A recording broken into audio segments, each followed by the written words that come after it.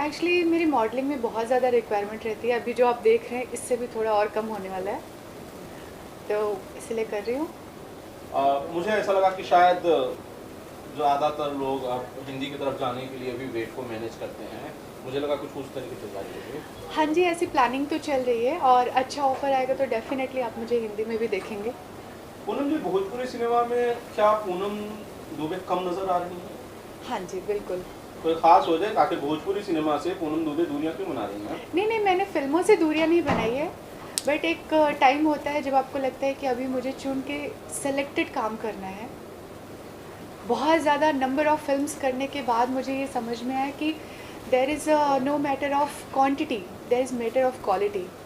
तो अभी मेरा ये मानना है कि मुझे अच्छी फिल्में करनी है जिसमें मेरा काम और डायरेक्टर तो अपना 100% देते ही हैं, बट मैं लोगों को बोल सकूँ ये मेरी फ़िल्म है, मुझे सिर्फ हीरो की हीरोइन वाली फ़िल्म नहीं करनी। हाँ, लेकिन तो हमारे यहाँ तो यही कहा जाता है कि फिल्में तो हीरो ही चलाता है। नहीं, अभी हमारे यहाँ सबसे नहीं, मतलब सिर्फ हमारे यहाँ नहीं, हर जगह हो गया है कि फिल्में डायरेक्टर चला रहा है, फिल्में स्टोरी चला रही है, फिल्मी कंटेंट चला रहा है। कोई भी सिंगल हीरो, बॉलीवुड हो, साउथ हो, भोजपुरी हो, कोई भी हीरो फिल्म नहीं चला रहा है। तो ये करेक्शन किया जाना चाहिए। हाँ जी, बिल्कुल। लेकिन अभी भी जब लोग आते हैं साइन करने के लिए तो फिर वो ये सोचते हैं कि भाई किस हीरो के साथ करनी है, तो उस हिसाब से उसकी रिकवरी बनती है। फिर हाँ, उस कॉन्सेप्ट का क्या होगा? एक्चुअली मैं बस इतना चाहती हूँ कि आप जिस भी हीरो को बॉलीवुड से लेकर के साउथ हर जगह एक अपने एग्रीमेंट पेपर के साथ एक पेपर और लेके जाइए कि इतना मुझे प्रॉफिट मिलेगा तो मैं आपको इतना पेमेंट दूंगा, और इतना नहीं मिलेगा तो मैं इतना आपका माइनस कर दूंगा। तो सारे हीरो अपने रेट नॉर्मल कर लेंगे। नहीं तो मतलब जो मेकर्स होंगे उनको प्रॉफिट नहीं मिल रही है? 100% नहीं मिल रही है। बड़ा स्टेटमेंट है पूनम जी। सच बोलने की बुरी आदत है। अच्छा, तो वैसे फिलहाल अब जब आप किसके साथ फिर फिल्में कर रही हैं? मैं सभी के साथ, मुझे किसी से मतलब, मेरे लिए कोई कोरोना वायरस नहीं है।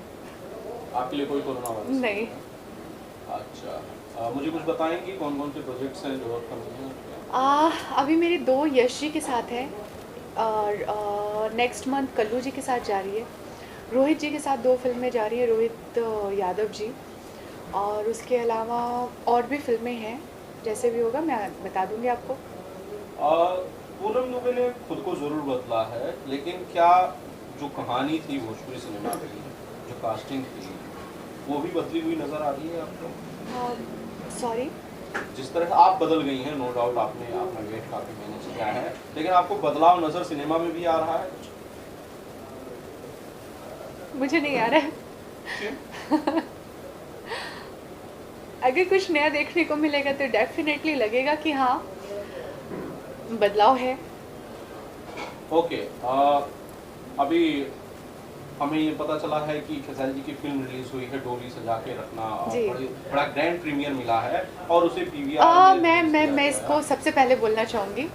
मुझे ऐसा लग रहा है कि 1-2 फिल्में पीवीआर में रिलीज़ हुई हैं, बट ये काफ़ी टाइम से हर भोजपुरी आर्टिस्ट का, हर भोजपुरी से जुड़े लोगों का सपना था कि हमारी फिल्में पीवीआर में लगे।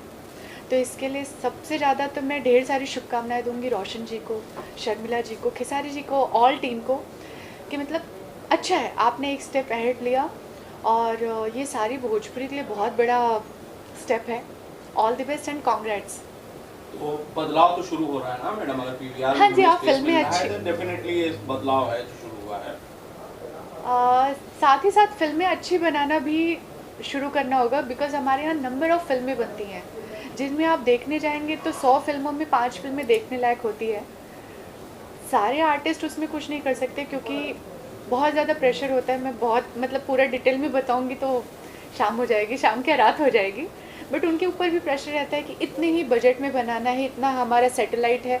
आजकल फिल्में थिएटर से ज़्यादा सैटेलाइट के लिए बिक रही हैं, जिसके लिए डायरेक्टर भी दुखी होकर क्या कर सकते हैं, वो बस मजबूर हैं कि उतने फिल्म में, उतने बजट में उनको फिल्म कंप्लीट करना है। नहीं करनी चाहिए उसे। वो नहीं करेंगे तो और 10 ऑप्शन है, सिंपल। फिलहाल मैं एक चीज़ आपसे ये जानना चाहता हूँ, जी। अभी अभी मैं इंटरव्यू यहाँ पर था मिस्टर अशोक जी का, उन्होंने भी प्रोडक्शन नंबर 2 नाम से खेसारी लाल यादव को लेकर फिल्म अनाउंस की है और एक फिल्म बना रहे हैं जी। अभिनेता से राजनेता, जो कि निरहुआ की बायोग्राफी होगी और मुझे लग रहा है कि शायद भोजपुरी सिनेमा में पहली बायोग्राफी होगी। होगी। हाँ जी, उसके लिए अशोक जी। अशोक प्रसाद अभिषेक जी को ढेर सारी शुभकामनाएं। और अच्छा है, मतलब भोजपुरी में भी बायोग्राफी फिल्में बन रही हैं, प्लस खेसारी जी को लेके बन रही है, और भी मैंने सुना 2-3 और एक्टर भी वो लोग साइन करने जा रहे हैं, तो उनको मेरी ढेर सारी शुभकामनाएं हैं और होप अच्छी अच्छी बड़ी बड़ी फिल्में देखने को मिलेंगी पीवीआर में। क्या क्या पूनम दुबे भी चाहेंगी इस टीम का सदस्य होना चाहेंगी? अच्छी जगह का सदस्य कौन नहीं होना चाहता, वो तो उनकी टीम के ऊपर डिपेंड करता है और प्रोड्यूसर डायरेक्टर के ऊपर डिपेंड करता है। जी। अभी जो अभिनेता से राजनेता है वो पहले शुरू होगी और उसके बाद खेसारी लाल यादव की जो एक फिल्म होगी जिसका टाइटल अब तक फाइनलाइज नहीं है, उसे लाल बाबू पंडित जी डायरेक्ट करेंगे, जिन्होंने back to back Khesari Lal Yadav को लेकर बड़ी बड़ी फिल्में की हैं और सारी की सारी कामयाब हैं। उसमें से 2-3 फिल्में तो मेरी फेवरेट हैं, जिला चंपारण, कुली नंबर 1, और एक उन्होंने बहुत प्यारी सी स्टोरी कल्लू जी के साथ बनाई है, जिसकी मैंने सिर्फ सुनी है, वो फिल्म बहुत अच्छी है, मैं उस फिल्म का वेट कर रही हूँ। ससुराल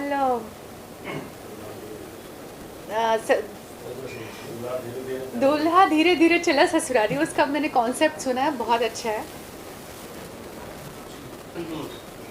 पूनम जी, आपके बहुत सारे कलीग हैं, बहुत सारे सहयोगी हैं जिनके घर पे गणेश भगवान आए हुए हैं, क्या आप गई थी, आपने दर्शन किया, कहाँ कहाँ गई थी, बताएंगी? मैं नॉन फिल्मी फ्रेंड्स के यहाँ गई हूँ। मैंने थोड़ा फिल्मी लोगों से दूरी बना रखी है।